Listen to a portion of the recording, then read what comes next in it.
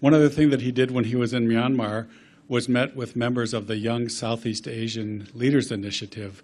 This is a program that President Obama started himself. It is for young people from the ASEAN countries between the ages of 18 and 35, and it offers the opportunities to go to programs within ASEAN, but also 500 young people a year go to programs in the United States. So I would encourage you to, if you're interested, to sign up for that. There's a lot of information. We're looking for people to participate in the programs. And I am leaving some cards with our website addresses, Facebook, Twitter feed outside that you can just pick that up. Okay, I don't really want to talk very long. It's more important that we get on to the substance of the thing. But again, I wanted to thank everybody for coming out tonight. And I want to thank Bakri Foundation for organizing this, which will be a very important and informative program, I'm sure. Thanks again. Okay. Thanks a lot. Thanks, Rick. Yeah. Okay, our resource persons will be 4 of them, 2 from Indonesia. May I invite to the podium Mr. Satish Mishra from Strategic Asia, a very well known and very well versed observer of Southeast Asia, either one of the seats. And then Mr. Derry Tahir, who is with Strategic Asia Institute in Bali. Seems to be that if you want to think serious stuff, yeah, but from a non-profit perspective, you should go to Bali. So that's where Mr. Derry is coming in. Yeah, we have 2 other persons. Yeah, from one would be Mr. Padumna. He's in Singapore from the Rajaratnam School, and Mr. Vikram, our star from tonight. How long have you been watching Indonesia, Vikram? For far too long, Kali. For too long, yeah. And he's now also the Bakri Chair person in the Carnegie Institute in Washington, looking at Southeast Asia, if I remember correctly.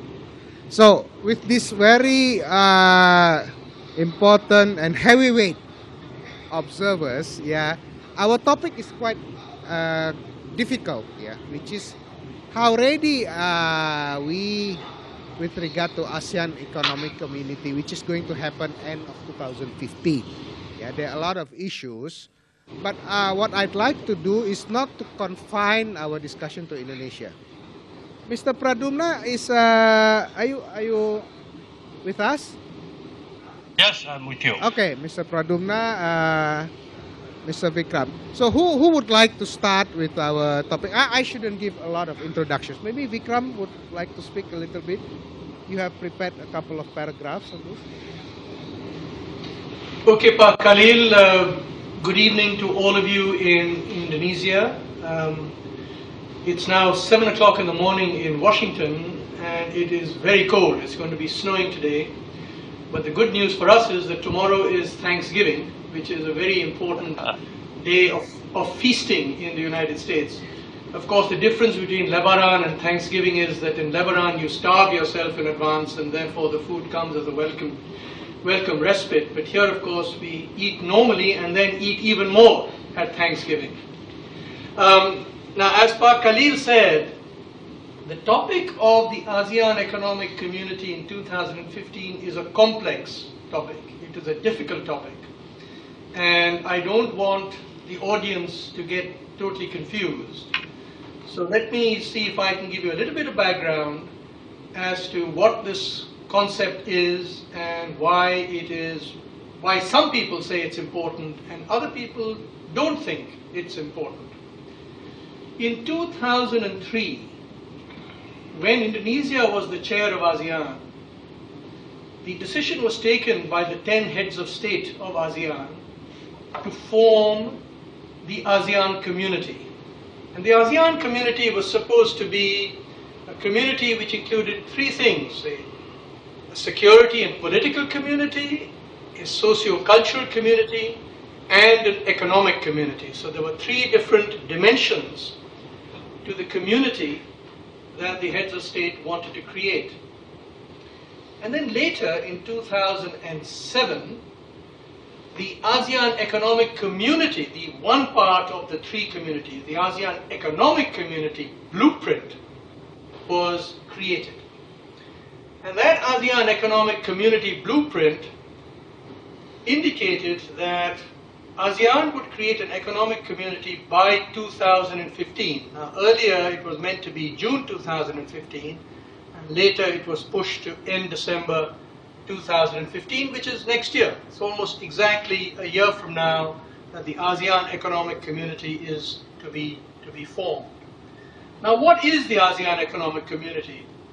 According to the blueprint, there are four different parts to the ASEAN Economic Community. The first part is to form a single market and production base. And this is perhaps the most important part of the economic community. The second is to create a competitive economic region, that ASEAN should form a competitive economic region. The third is that there should be equitable development across ASEAN countries. So this was a concern about equity, that no country should be left behind, or no groups within countries should be left behind. And lastly, that there should be integration with the global economy, that it's not just that ASEAN should integrate amongst itself, but that ASEAN should integrate with the global economy. So there are these four different parts of the ASEAN Economic Community: single market and production base, competitive region, equitable development, and integration with the global economy.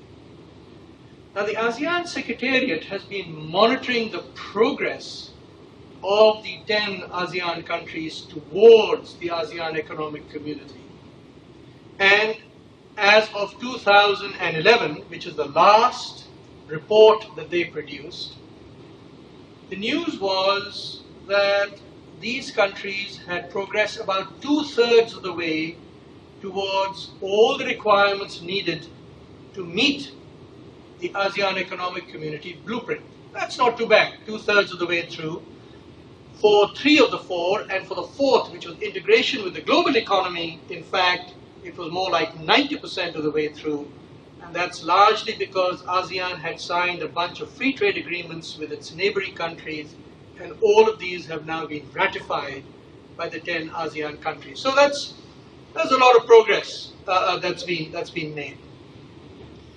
But I would warn the audience that this progress is based on self-reporting by the countries. So each of these countries has self-reported what they've done.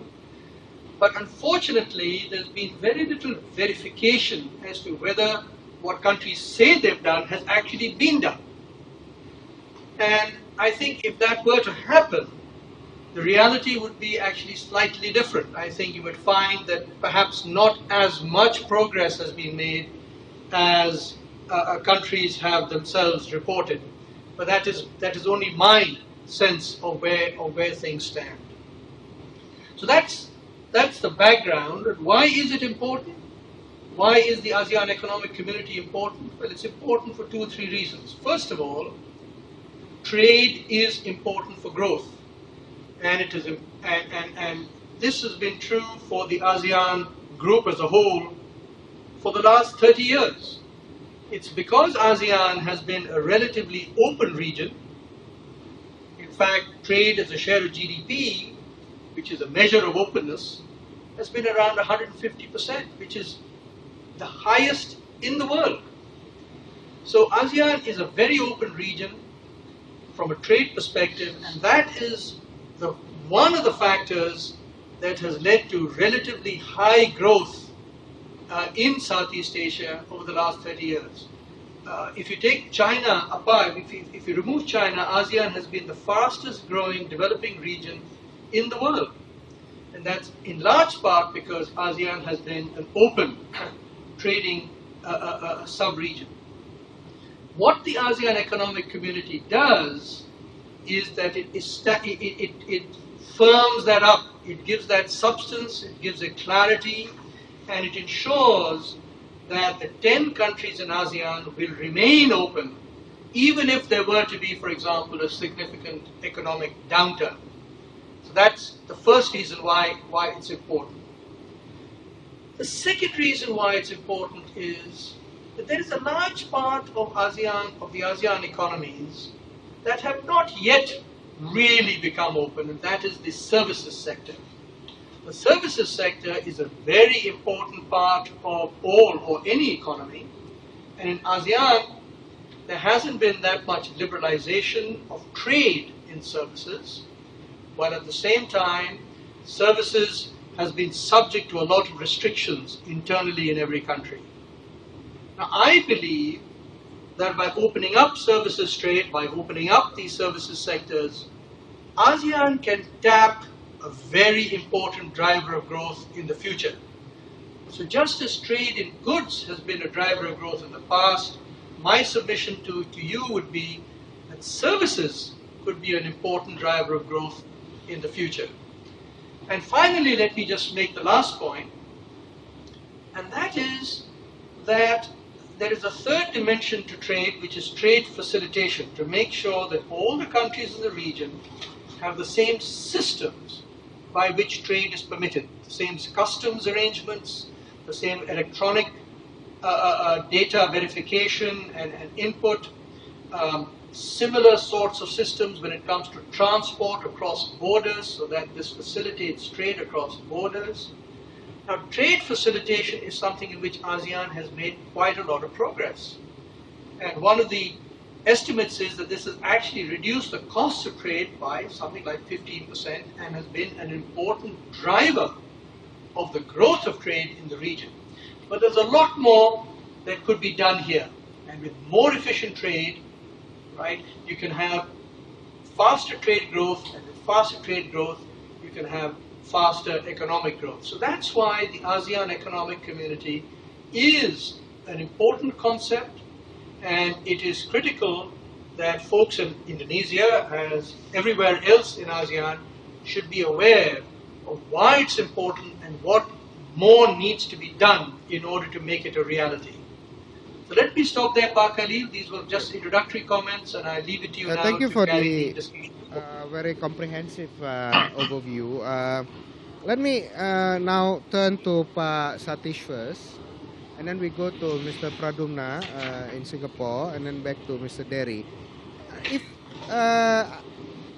picking up on what Vikram was saying, that ASEAN individually or collectively has very low trade barrier and investment barrier, and probably even to some extent services. It seems to me that the ASEAN Economic Community has a marginal or incremental benefit. Would you agree or disagree with this?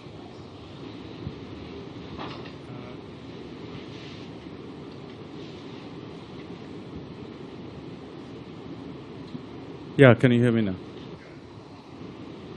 Well, I think that's been a view which has been put forward quite a lot, not only in the context of the low tariffs and so on across ASEAN today, but also with its neighbors, as they have actually signed a whole series of agreements with its major neighbors. But what I'd like to do is to maybe approach the question from a slightly different angle.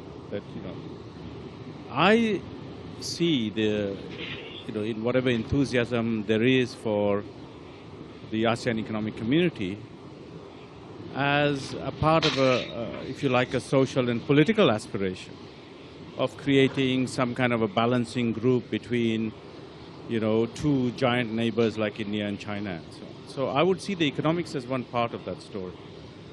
And one of the things we tend to forget is how diverse ASEAN actually is. Much of the literature that I've seen suggests that actually ASEAN is much more diverse than the European Union, for example. And as a result, clearly the impact of the ASEAN Economic Community will also be quite varied across different countries, and that will be reflected the speed with which they actually harmonize in different areas and so on. So I think that story is still to be told, and one of the areas that people are very unsure about is that third pillar of the ASEAN Economic Community blueprint, which is the equitable development. Because what you really see there is largely an emphasis on small and medium enterprises. You don't really have a serious examination of how different countries will be impacted. And the impact is not only through tariffs, it's clearly through labor migration, it's through investment flows, and so on and so on. So I think that understanding that diversity and also understanding the level of preparedness of different countries as they come into ASEAN, I think is a starting step. And we still don't have a very clear picture. This links to other questions you might ask about how prepared we are, etc. Yeah. Okay, let me go back to Mr. Padumna. I'll ask Mr. Derry from an Indonesian perspective. Can you give a perspective, say, from a Singapore, a country like Singapore or Malaysia, or a more advanced, because we have, as Mr. Satish was mentioning earlier, we have this diverse or spectrum of development. You have one set of policies, this ASEAN community policy, against the backdrop of a very wide range of economic development. So perhaps from a more advanced country like Singapore, what benefit or what is your perspective? Is that question directed to me, Khalil? Yes, for you. I see. Okay. Yeah, of course there is diversity, but we must not forget that diversity creates the potential for trade. If you are looking at complementarity for trade, then diversity is the strength. But in terms of achieving the 4 pillars of AEC that Vikram laid out, of course not all countries can proceed at the same speed. Some countries will be ahead of others, and that has been the experience so far. So not all countries can proceed at the same pace, and there may be a need for more advanced countries, as you said, like Singapore and Malaysia, to provide technical support, technical assistance, financial assistance to the countries that are a bit behind, like the CLM countries, Cambodia, Laos, and Myanmar. So that is there. But by and large, if we can achieve the AEC 2015, the vision of the leaders, as Vikram pointed out in 2007, then imagine we'll have among the 10 countries, we'll have a single market production unit, competitive region, equitable region, 600 million people, sort of a lot of benefits, higher economic growth. But then we must be cognizant of the fact that the ASEAN Economic Community that the leaders decided on in 2007 is a very advanced form of integration. And integration is a slow process. We know that from Europe. Europe wanted to be a common market by 1992. But when 1992 came around, they could achieve only half of what they wanted to do. But they continued the effort and were successful. So a similar thing will happen next year in ASEAN, December 2015. Some say it will be half empty. I think it will be half full. There will be successes in some of the pillars that Vikram outlined. There will be a lot more actions required in the other pillars. So the leaders, when they met in Naypyidaw recently, are thinking of what are the next steps beyond AEC 2015, so that this vision can be realized properly. Okay, thank you, Padumna. Now I'm giving Mr. Derry a very difficult question. There's a lot of talk in Indonesia that the AEC is more negative than positive. either you agree or disagree with this, but what's your perspective from this? Well, let me just start my discussion here with the old saying that Indonesia was made for a free market.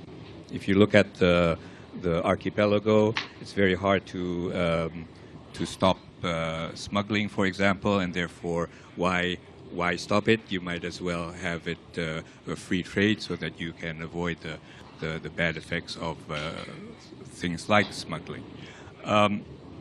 Yet, Indonesia has had a history of not openly wanting to have a free market. So there are parties in Indonesia that are for free market, and others who are not. And of course, those who benefit from a closed, protectionist economy will not be in favor of the economic community. The others who would be able to take advantage of it, say skilled people like yourselves who may be able to do jobs in other places, would benefit. So let me answer this question by going back to the main question of is ASEAN ready for the ASEAN Economic Community, and do it from the Indonesian perspective. And I would say that because it's a yes and no question, right? So I would say no. It's not ready because just based on the scorecard, it's 60% for the common market. It's around 60-odd%, 70% for the competitiveness from the equity, and of course, as Vikram was saying, almost 100% for the integration with the global economy. When I say that it's not ready, it's because not that many people in Indonesia really know about the ASEAN Economic Community. So how can we be ready? I could ask this audience, how many of you knew about the ASEAN Economic Community and its implications if you hadn't read the title of this talk here? I'm sure a lot of you have heard about it, but you're a very small part of Indonesia.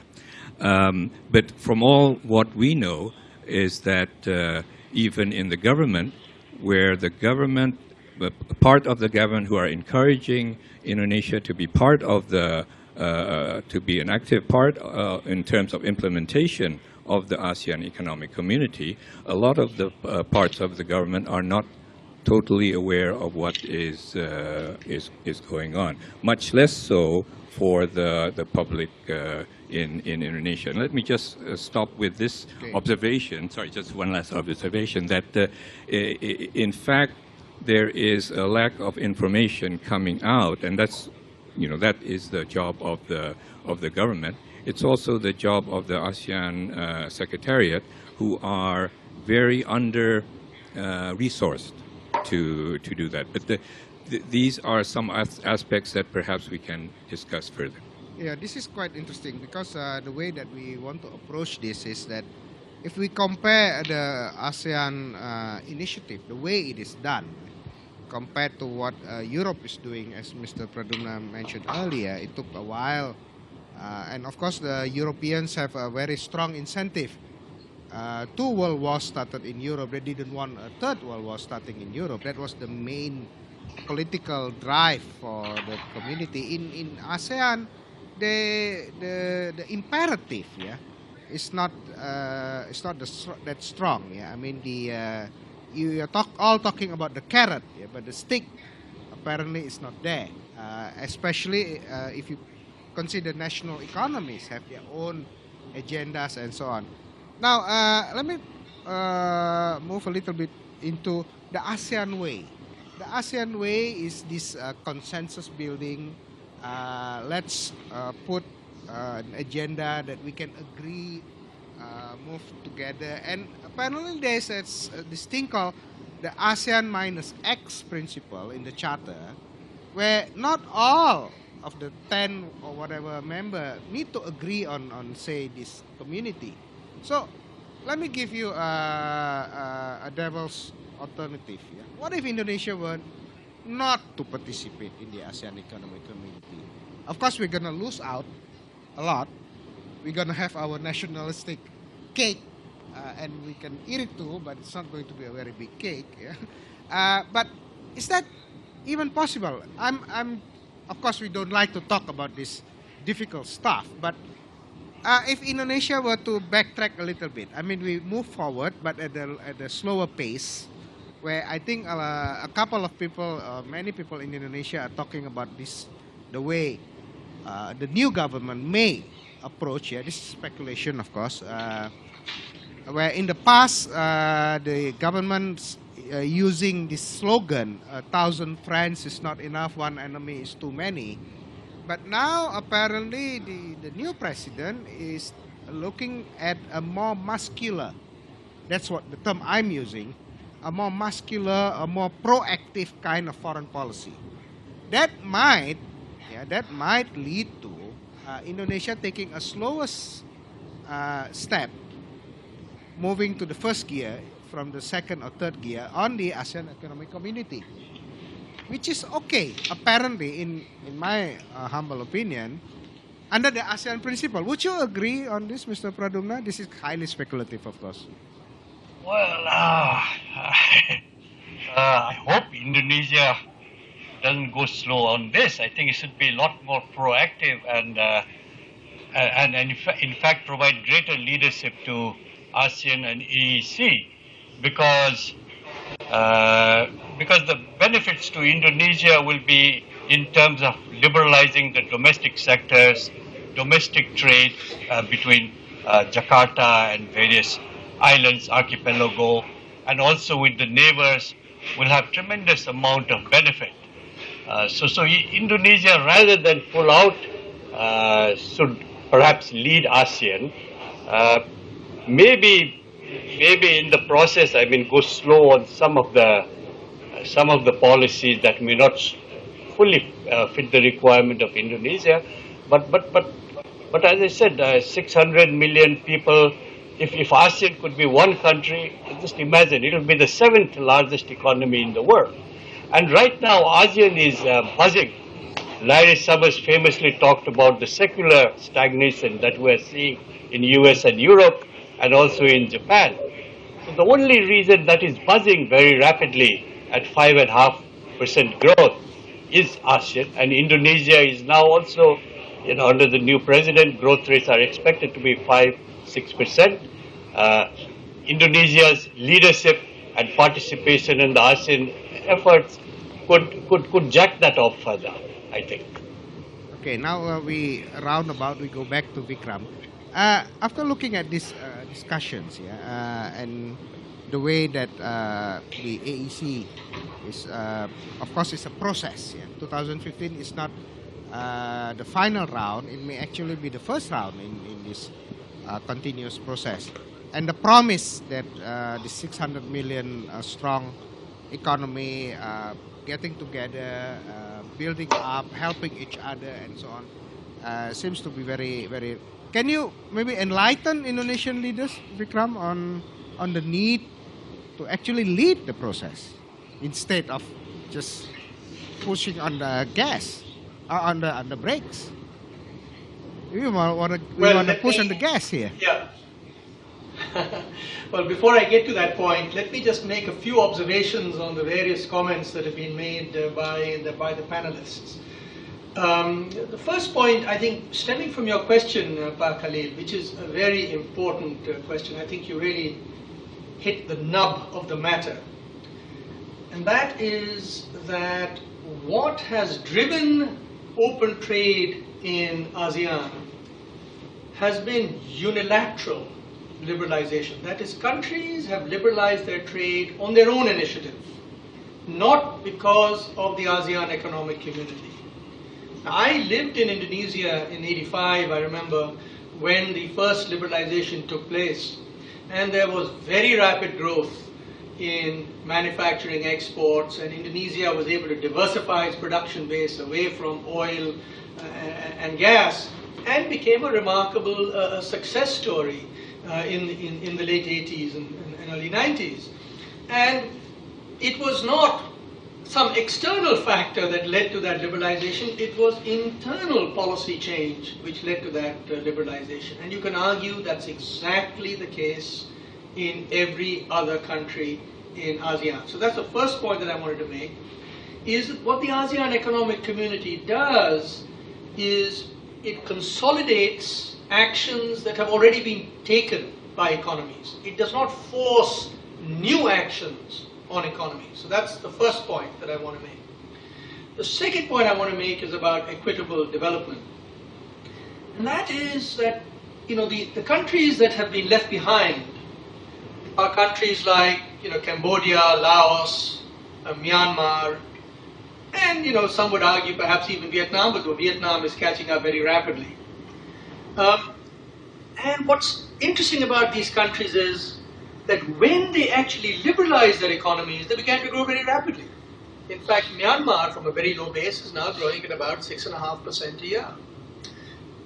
Cambodia and Laos are also growing very rapidly. So they're beginning to catch up, and provided they maintain relatively open trade, provided they're able to build their infrastructure and educate their peoples, of course, these are all requirements for growth, they will catch up because they are living, as Padumna has just pointed out, they are living in a rapidly growing neighborhood. It's a good neighborhood to be in. And if you're open to the forces of growth in the neighborhood, you will also grow rapidly. So I believe that there is a strong prognosis for equitable development in ASEAN, provided these countries maintain relatively open economies so that they can latch on to the engines of growth in the neighboring rapidly growing economies. The third point I want to make is that there is concern, and rightly so, that there are some groups within economies that are being left behind. And for example, in Indonesia, it is important to recognize that with the growth that Padumna has just mentioned, rapid growth, has also been increasing inequality in Indonesia. And this is a major concern. But the answer to that rising inequality is not trade restrictions. The answer to that rising inequality is to look to see why that inequality is occurring and what are the appropriate responses domestically to deal with that rising inequality. And there I would argue that if Indonesia is able to introduce better infrastructure, if it is able to reform its education system, and if it is able to increase agricultural productivity, these are very important factors to lead to higher growth in incomes, especially of the poor.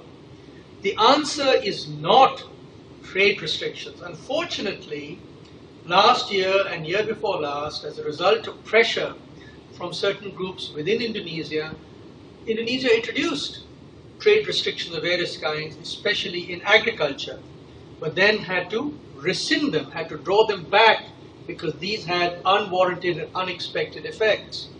And I would hope that in the Jokowi administration, that the trade minister and the economics ministers take a long-term view about Indonesian growth, ensure that the country remains open, while at the same time tackling the domestic reasons for rising inequality. So what you need is both growth and shared prosperity.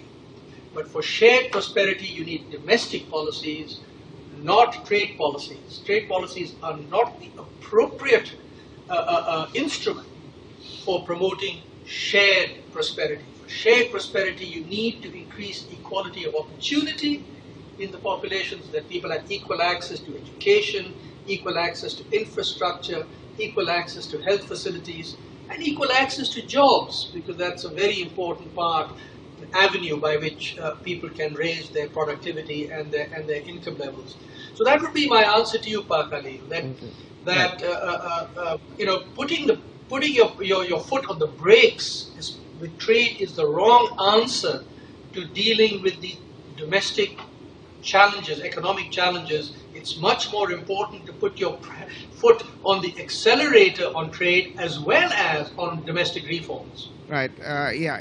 It's of course it comes in a pair. You cannot have your international policies without an equally progressive domestic policies, which comes in a package for the welfare.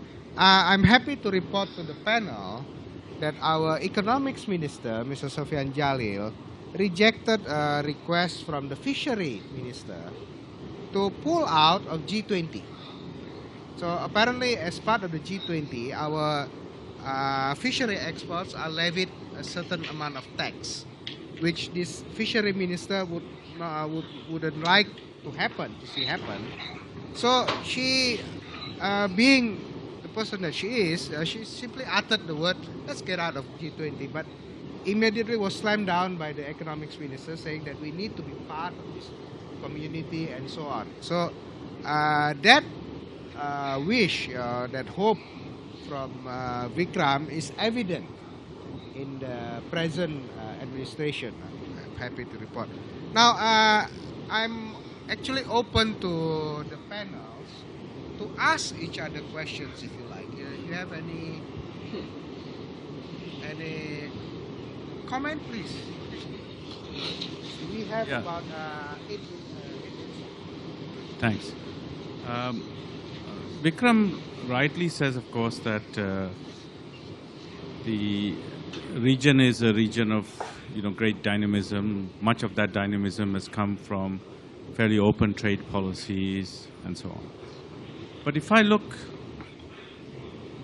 to the future, one of the big concerns, of course, is how do you deal with inequality? That's partly, there's a fear of what greater economic integration in the region and the global economy will do. But more importantly, I think there's an issue of what does a government really do to control this rise in poverty? And I think one of the points that we are still endlessly debating without very clear answer is what are the policy instruments that actually will reduce or contain inequality as opposed to get people to be just above the poverty line. A lot of the effort that we have made in terms of social protection and so on has got, and as a result of high growth also, have got people beyond, just above the poverty line, and then they sit there. And so the question is, we also need to have a whole series of new instruments which are able to then move people away from that, vulnerable space, if you like, just above the poverty line. And one of the reasons that governments find it very difficult to deal with inequality is because once you bring up the subject, it's a Pandora's box. People's perception of inequality is completely different to what the numbers would suggest.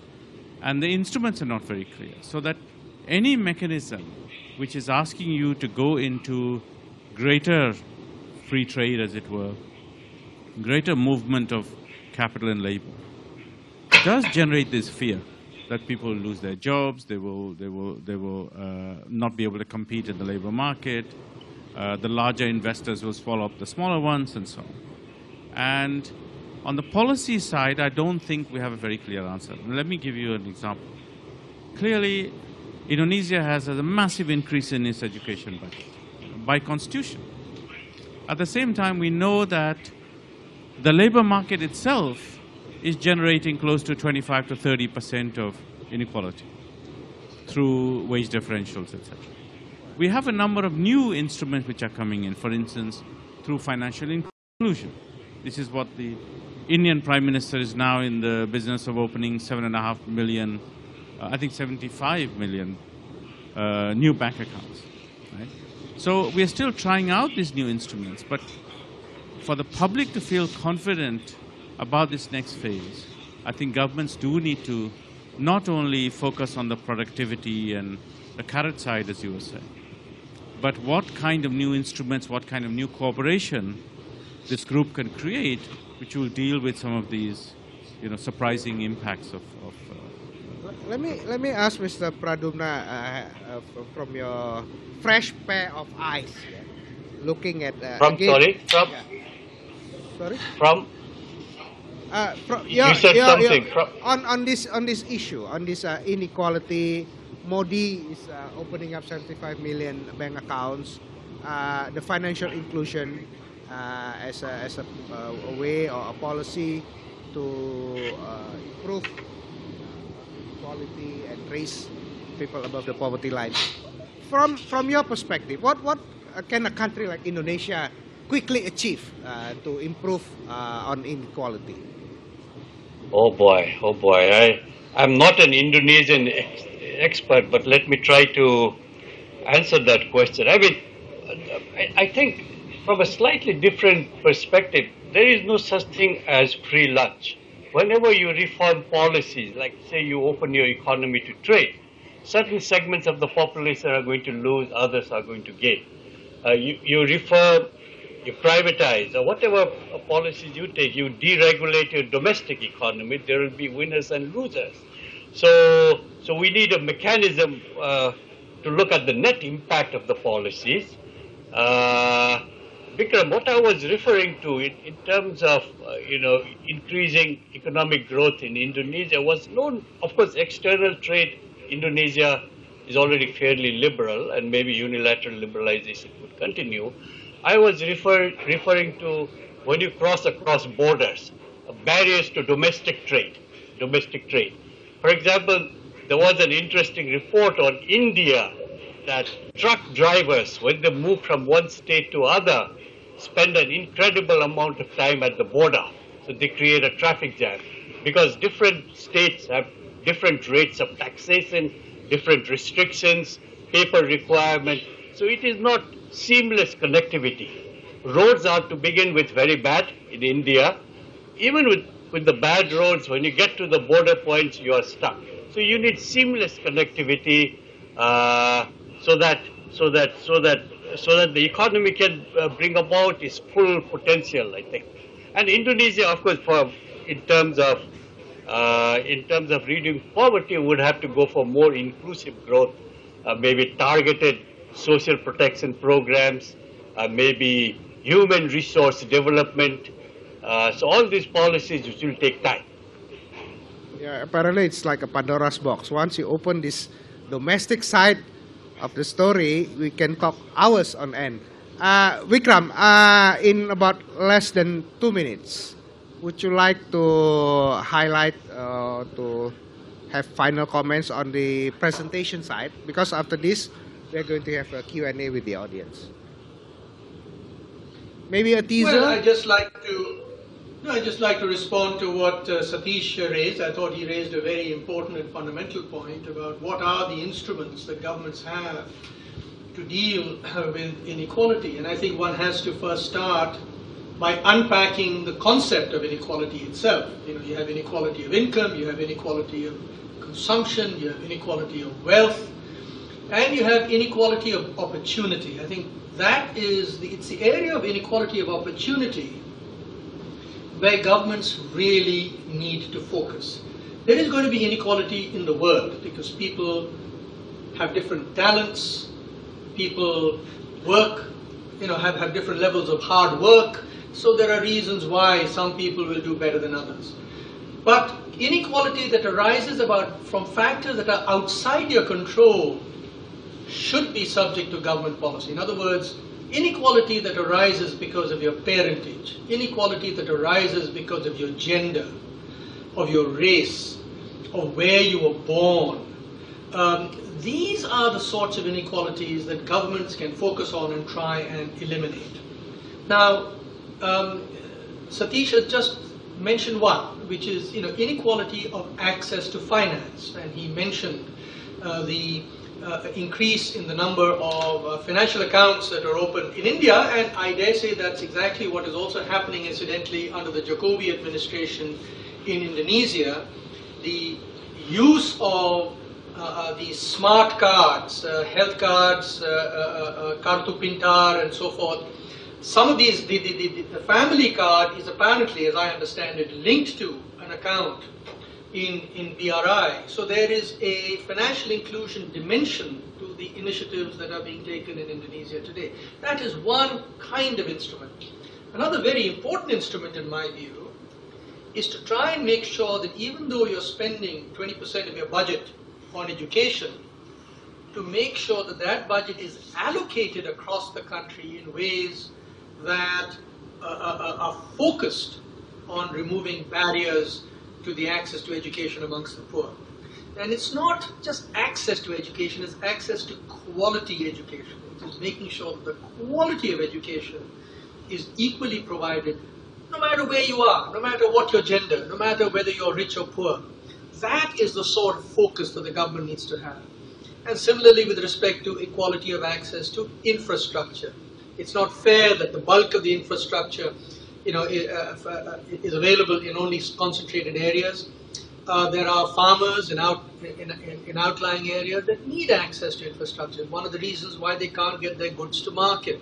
So there are instruments available, but I think Khalil, you are right, and Padumna is also right, that these things take a very long time.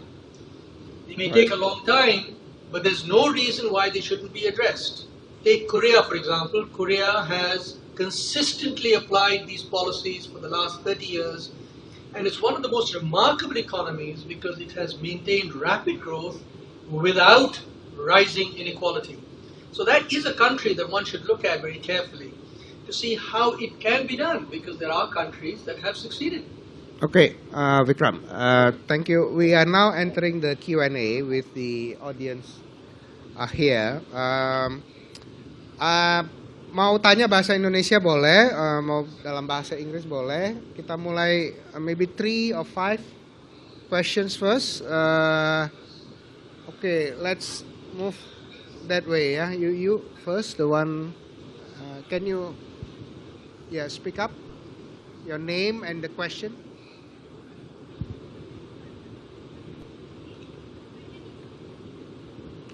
The mic. You need a mic.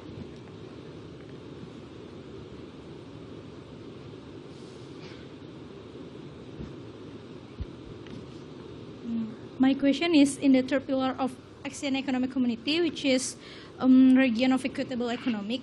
There are points that about development of small and medium enterprises. My question is how Indonesia can gain opportunity from this pillar to develop our small and medium enterprises, because in my opinion, our small and medium enterprises is not ready to facing ASEAN Economic Community itself. Thank you. Second question from the lady in front. Okay.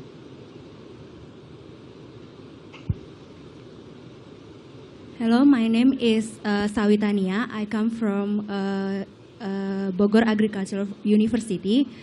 I want to ask you about agreement on agriculture, because from the first time, we just talk about industrialization and etc. So, I agree with your opinion that from ASEAN Economic Community, we can make a single market, competitive, equitable, and integration. But from what we learned in IPB, one consequence of agreement on agriculture was to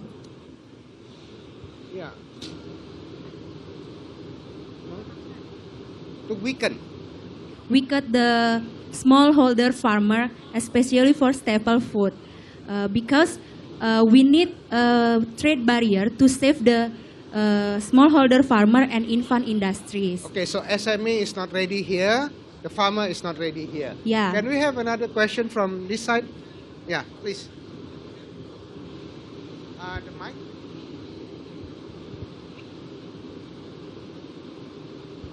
Yeah. Thank you for the opportunity. I have 2 questions actually. Now your name first? Oh, my name is Kevin. From? From Ernst & Young. EY, okay. Yeah, so I have 2 questions. One is going to be addressed to Mr. Vikram and one is going to be addressed to Mr. Derry. I totally agree on your point that trade barriers are not the answer to eradicating disparities and stuff like that. But from another angle, ASEAN countries are all developing countries. We are eager to chase our own development.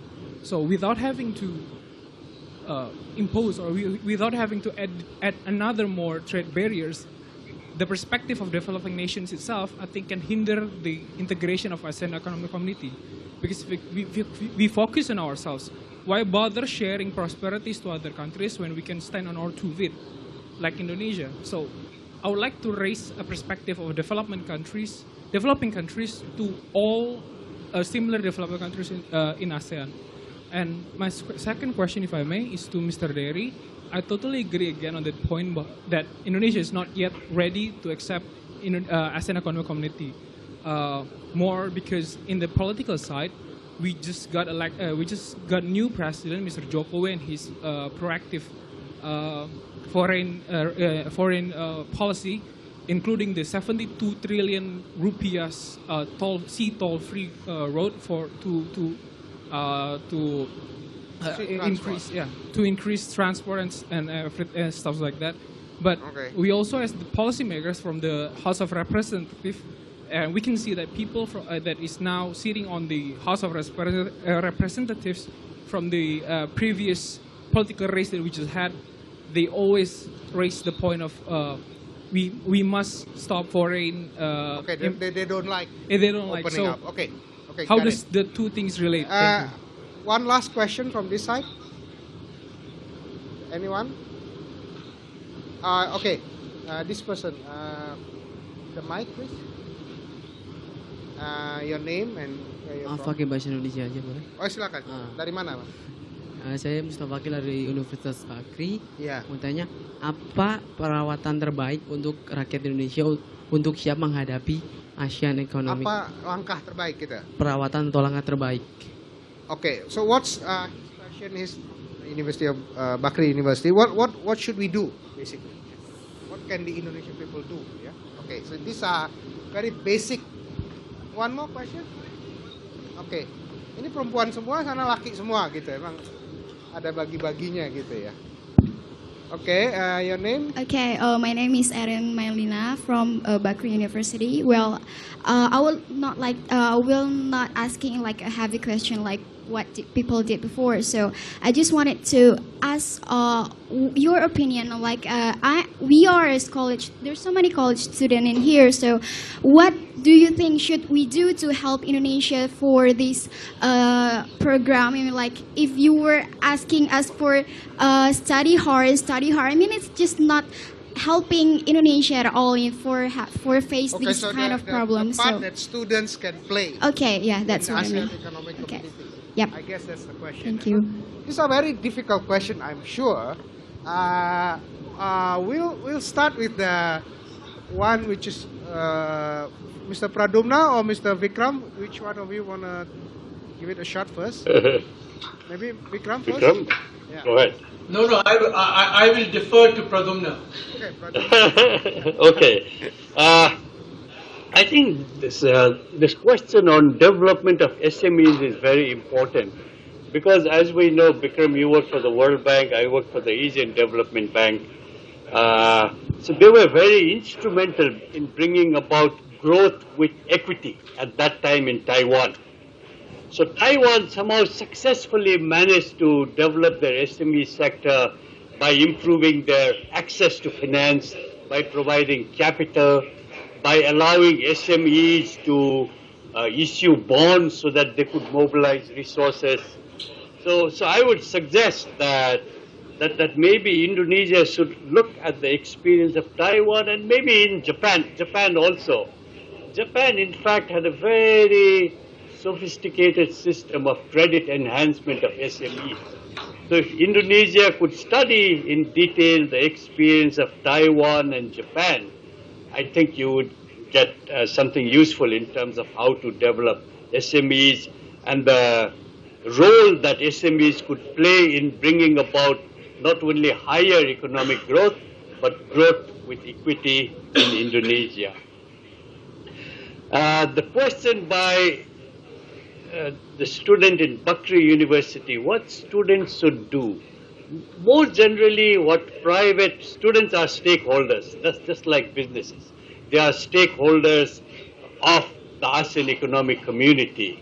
We talked about it a little bit ago, and one of the panelists mentioned that people don't know about AEC very much. That is true. In fact, I was at a conference recently where the ADB presented a result of a survey that they did, where they asked question, well, do you know anything about AEC? It's supposed to happen by December next year. Do you know anything about it? And most participants didn't know about it. And the participants there were policy makers, they were the private sector, not students, I think. Yeah? But somehow AEC is a government-driven effort, tariff liberalization, countries, external policy, and so on. Somehow, the officials who have been driving AEC have not been able to bring in the stakeholders, the businesses, students, media, very much on board. That is a big gap, which I think needs to be addressed. And lot of you have commented that Indonesia is not ready for AEC 2015. ASEAN itself is not ready for 2015. By the time that December 2015 comes along, in about a year's time, I think AEC will be only halfway there. So it'll be half empty, half full. So maybe half full is the way I would see it, and the exercise will continue beyond, like in Europe. But still, what has happened in the region, in the regional context, I think is very important, very significant. As Vikram said, at least in pillars 4, ASEAN's linkages with the rest of the world, and also under pillar 1, especially in terms of reducing tariff barriers to trade, not non-tariff barriers to trade.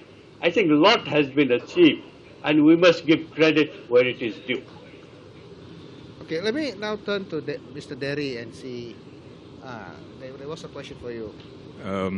You might have to repeat the question later, but you mentioned that I said that Indonesia is not ready. Let me just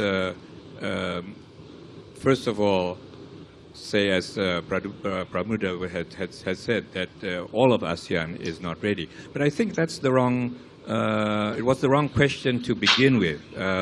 If you look back at what ASEAN was in the 1990s, or even we don't even have to look earlier, that there's been a remarkable progress in terms of an open market within the region, that if we go back to that period, I don't think we would have guessed that it would be the case today.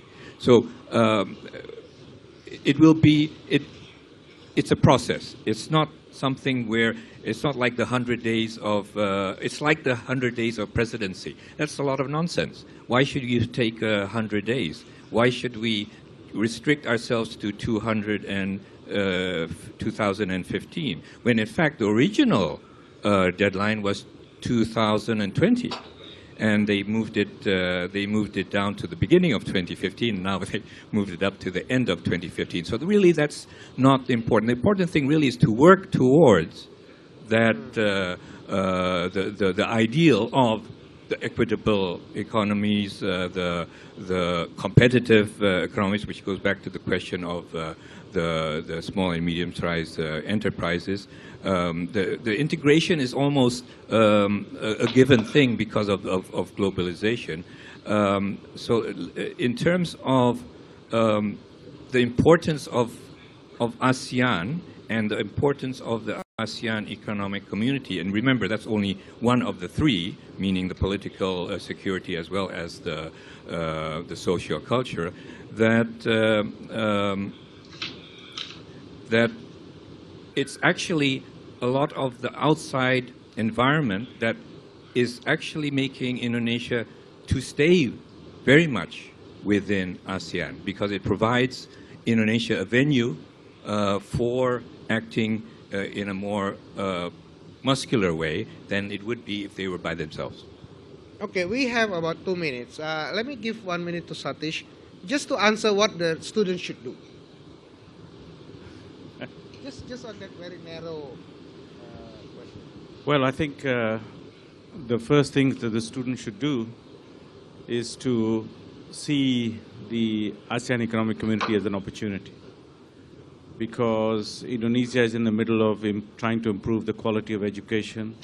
There are a very large number of other institutions within ASEAN which, you know, they could benefit from. And this is a period where, you know, there are more advanced countries in ASEAN in terms of the education sector could help others. And so, you know, the first thing is to explore how to actually improve better quality education, what kind of opportunities exist elsewhere in ASEAN, and how they could actually benefit from that. So a positive point of view, yeah. Maybe Vikram, the last 1 minute on what the students should do. Just on well, that. First of all, let me. Yeah, just forget the Yeah, other let me first of all compliment all the 4 questioners, because I thought they were all superb questions. I just want to address one of the questions, which is the question about why should Indonesia bother to share its prosperity through trade. And I just wanted to point out that that was not quite the way one should look at trade. Trade is not a zero-sum game, that the more you have, the less I have. Trade is a positive-sum game. If people trade, everybody gets better off, your trading partners as well as yourself. And the reason why trade does that is because it allows for specialization, and specialization leads to competitiveness, and competitiveness leads to higher productivity, and that leads to higher incomes, and consequently trade actually benefits everybody, your trading partners as well as yourself. So please don't see trade as a zero-sum game. So that's the first point that I wanted to make. As far as, you know, what college students should do, it's very interesting, because the lady who asked the question said, everybody tells us to study hard. You know, what else can we do? Well, actually, studying hard is important, believe it or not, because in this increasingly globalized world, you have your competition is not just within Indonesia. Your competition now is worldwide. And I hate to point this out because I have a lot of respect for those who are currently in the audience, but the reality is that Indonesia does not fare that well in international comparisons on the quality of graduate students who are emerging from university. So you have your work cut out for you, because you are competing against Chinese students, against European students, against American students. So you have a big burden on your shoulders, and I'm so glad I'm not young these days, because the competition is so severe. I don't want to get you depressed, but I want to point out that studying is going to be very important, because when you come out of the university, it is critical that you contribute immediately to the economy by doing a productive job, by contributing to the company that you work for, or generating jobs if you decide to have a startup of your own. And I think Satish is absolutely right. What the AEC, what the ASEAN Economic Community does, it gives you that opportunity. It gives you much bigger opportunities than if Indonesia had not been part of the AEC. So in that sense, this is very much a positive sum game. Thank you, Vikram. Yeah? Okay, very quickly, please. Yeah, the gentleman from Ernst & Young. I think one point we have not discussed, and maybe we should at a future meeting of this kind, is that ASEAN is not just diverse in terms of economic growth and education levels and so on. It's also diverse politically in ways that Europe was not. And many of the countries here are in the middle of a major political transition. And part of the art of that transition is to be able to balance the political impact, the possibility of disintegration and social conflict, and how to move forward with particular kinds of economic policy. So far, we have somehow been talking about economic policy purely in a very technical, cost-benefit sense. But there is also a political cost-benefit and the stability of new institutions, which is a very, very important point, which we also need to take into account. So it's not just focusing only on the economics without forgetting that many of the countries in the region are making historical changes, and many have actually not been able to make those changes also. Thank you. Can I just add something to that, Khalil, if I may? I thought that was a great point, and I just wanted to say that your earlier reference to ASEAN minus X, the fact that ASEAN is such a flexible arrangement that it allows for countries to move at their own pace, is precisely to take these sorts of issues in mind, the one that Satish just raised, because different countries face different circumstances. And so this ASEAN minus X is actually a strength of ASEAN and should be seen as such. Right, thank you.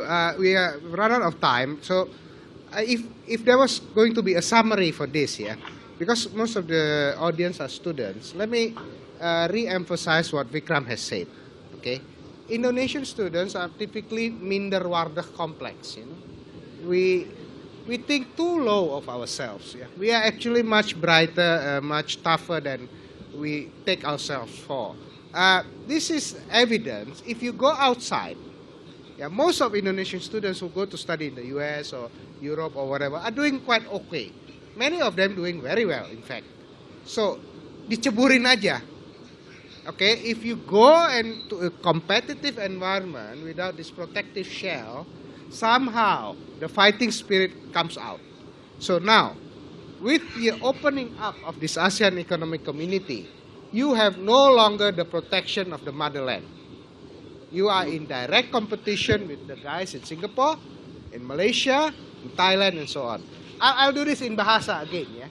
What I'm trying to say is, ASEAN Economic Community is an opportunity for you to fight, to compete ASEAN-wide. Ya, no more excuse for you. Maksudnya begini, orang Indonesia kalau diceburin biasanya berhasil. Nah, akhir 2015 kalian diceburin nama pemerintah karena kalian akan dihadapkan langsung dengan graduate dari luar negeri untuk cari kerja di Indonesia. Ya. Jadi anggaplah kalian ini udah berada di luar negeri gitu loh.